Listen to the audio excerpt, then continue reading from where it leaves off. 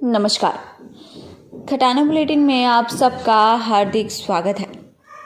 लालकुआं विधानसभा क्षेत्र का गोलापार स्थित बागजाला गांव विकास के लिए तरस रहा है। इस गांव के लोग सड़क, शिक्षा, स्वास्थ्य, पानी जैसी तमाम समस्याओं से जूझ रहे हैं।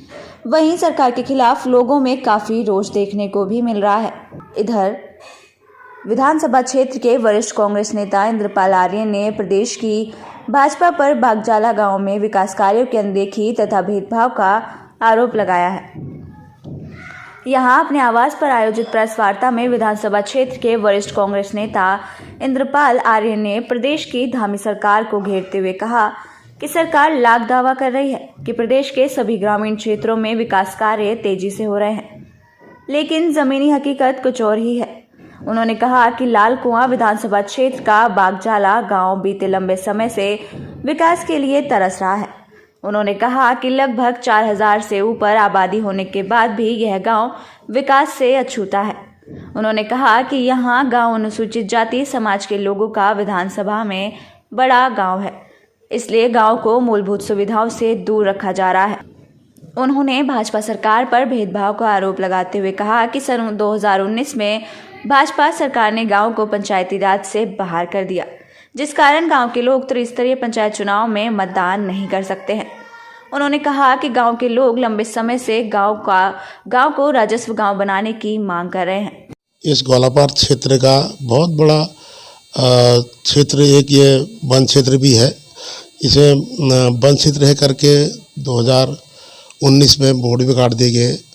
बड़ा दुर्भाग्यपूर्ण रहा कि केंद्र में 8 साल सरकार है, यहाँ दूसरी बार भारतीय जनता पार्टी की सरकार बन चुकी है, लेकिन यहाँ की जो जनता की समस्या है अभी तक मतलब कहीं पर भी थोड़ा सा भी मतलब कहीं पर आस दिखाई नहीं दे रही है।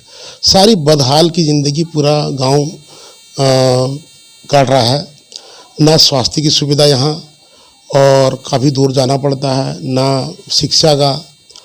और अभी भी मैं इस बयान को बताना चाहता हूँ कि यहाँ के सांसद और केंद्रीय राज्य मंत्री और माननीय अजय भट्ट जी ने बयान दे रखा है कि इसको हम राजस्व की मांग करेंगे जहाँ वन क्षेत्र है।